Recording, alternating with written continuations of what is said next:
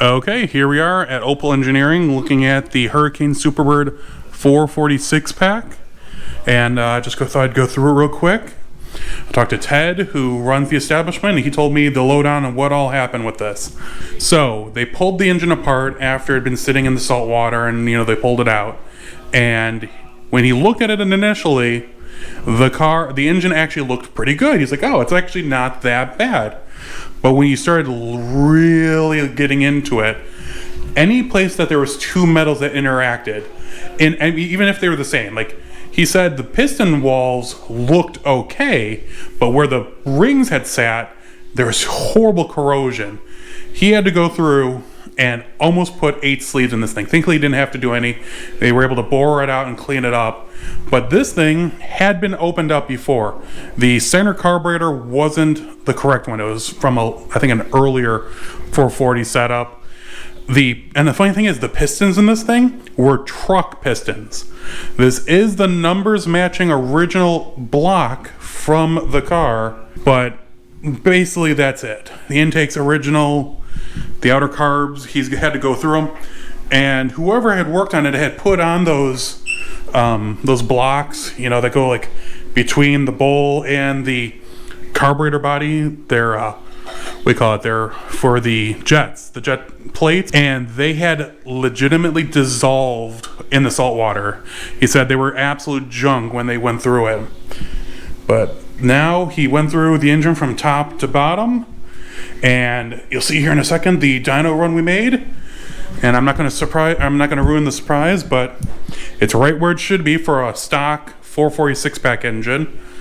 And I was happy to come and check it out. Next time you see this engine, it'll be at Magnum Restoration. It'll be all pretty, all painted up. So, very cool. Don't get to see them bare like this very often.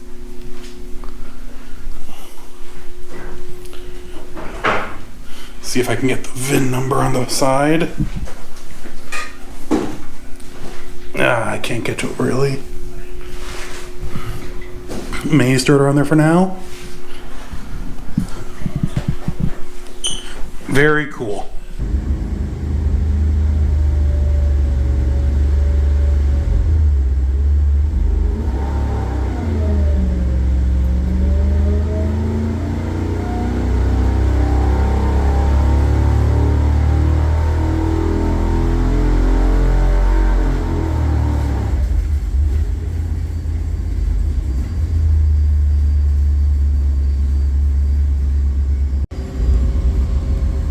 I feel like I'm in an episode of Engine Masters. Oh. So it looks like 357, 362. No, 390 or 390. I don't see very well. 390. Yeah, 393 looks like the highest, right? Yeah. All right. 393 right there. Torque. Highest torque. 470 up here at the very. 470 right there at the top. Yeah, well, you gotta knock the top number off because you're working against the brake. But yeah. It's 460. So you're in the ball, but that's what it was stock. 390 was the stock rating on these. Yeah, we dropped the compression down to 9 3/4, so they can run pump gas in it. Okay. Very, very, very rarely were these things ever 10.5. Most when we measure between 9 and 9.5. Gotcha. When they built these things, the prototype might have had 10 or 10.5, but most of the heads are 85, 88 cc's, and the deck clearance on them is really, really big. So. Gotcha. Makes sense to me. I know a friend of mine at Mopar Connection Online Magazine, they took a Hemi and they did basically a stock build on a 426 Hemi, and it produced right around where it was supposed to. Yeah. Man, oh man, the timing was really tight on this one. I got the call on Thursday that the engine was on the dyno and they had run it.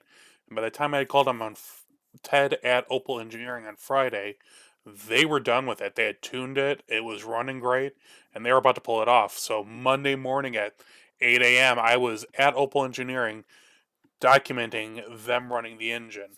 And Ted was kind enough, the owner of the facility, to have documented all this damage that had occurred from sitting in the salt water to the engine.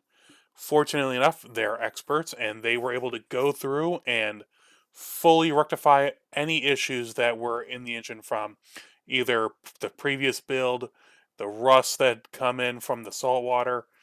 They went through, and as you can see from the videos, the engine runs perfectly now. And it's going to sit a little bit while Magnum finishes restoring the rest of the car. The guys over at All American Carburetors were the ones that actually rebuilt the carburetors for the engine. What they did at Opel was took them apart to make sure that they weren't damaged any further. Here, Magnum is going through. They took all the panels off the car that are going to be welded on fully. They media blasted it. Any hidden rust, any place where salt water could be collecting, and the epoxy primered everything. Next step is they're going to start welding it all together to make it one solid structure. Hi everyone, hope you enjoyed the video of the Hurricane Superbird's 446 pack engine being tested.